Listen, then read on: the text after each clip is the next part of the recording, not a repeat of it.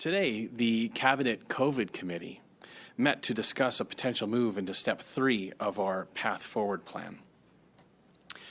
Now, since it was released in January, the Path Forward has been clear and it has been transparent. The details are posted on our website.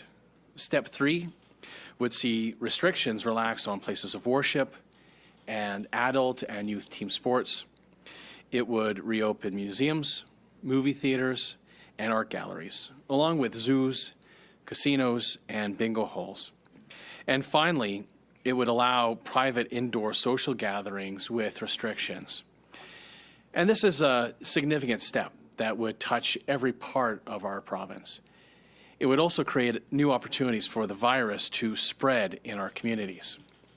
And that is why, when we announced the plan in January, we were clear. Moving to Step 3 can be considered only when hospitalizations for COVID patients are under 300 and declining. Hospitalizations must be on a clear downward trajectory if we are to enter any new step, just like they were when we entered Steps 1 and Step 2 earlier this year. Today, while hospitalizations are indeed below 300, they've risen in recent days. The decline that we saw in January and early February has stopped. Alberta now sits at 280 COVID hospitalizations, which is a rise of 16 from a week ago.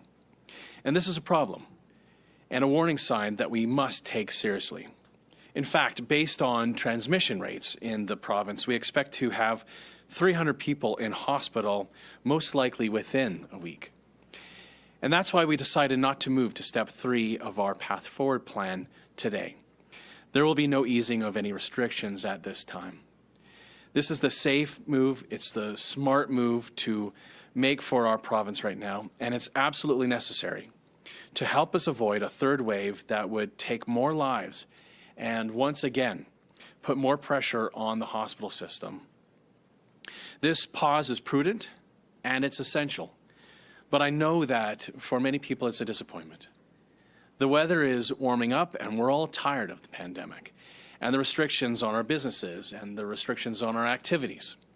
Most of all, I know that Albertans are tired of having to worry about this virus and the risk to their families and to their loved ones and wondering when life will get back to normal. But the reality is that given recent case numbers and the number of people in hospital due to COVID is likely to go back over the 300 threshold in the next week. So it would be irresponsible and unfair to Albertans to ease measures now only to reinstate them a few days later. The path forward is about taking our time to make good decisions based on the evidence. And until today, we had seen 7 straight days of growth in the number of people in hospitals. And that hasn't happened since we had 40 days of increases that began October 30th. That was the start of the second wave.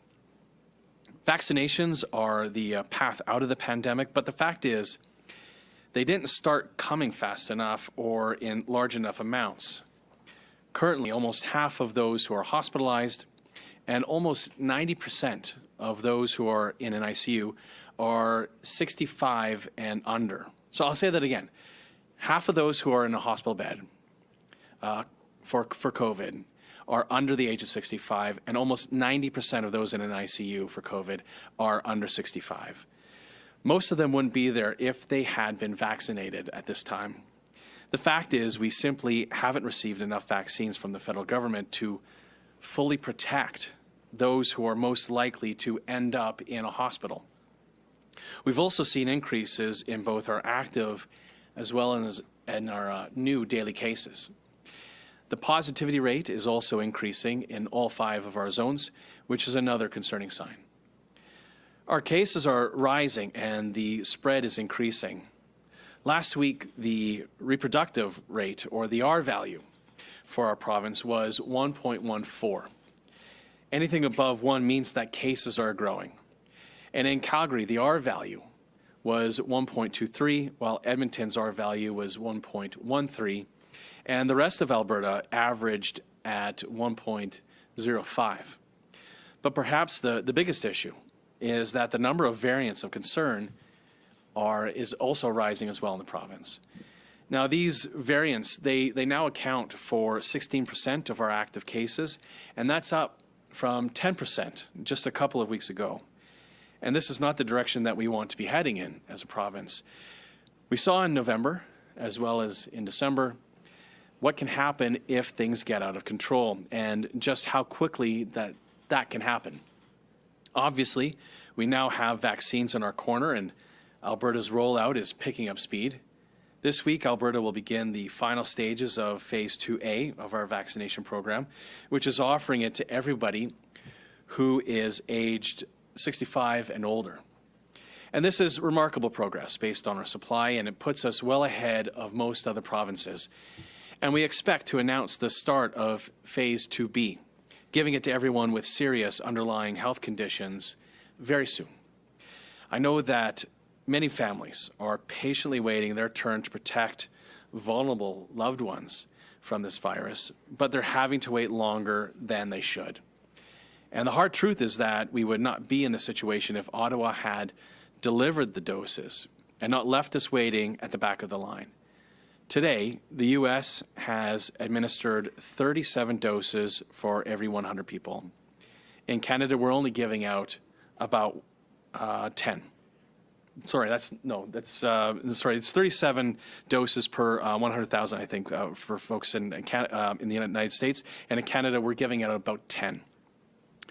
Had Ottawa procured vaccine on the same level as the United States or many other countries, we would have been seeing Albertans immunized 2 or even 3 times as many people right now as we are seeing in Alberta. And we would be open and getting ready to ease things even further instead of being in the situation that we face today, with hospitalizations rising and restrictions staying in place. Since the start of the pandemic, provinces have worked to limit spread while Ottawa failed to procure the vaccines. Alberta has held up our end of the bargain. Ottawa didn't. However, we won't quit. We've administered nearly 490,000 doses, and there are over 70,000 appointments already booked for this week. And the rollout will only grow. We'll keep on expanding Alberta's vaccination program and getting doses into the arms of Albertans as soon as we receive the vaccines. And we'll keep on closely monitoring our hospitalization trends and other COVID-19 numbers. When, not if, hospitalizations level off and they start to decline, we'll be ready to keep safely easing our public health measures.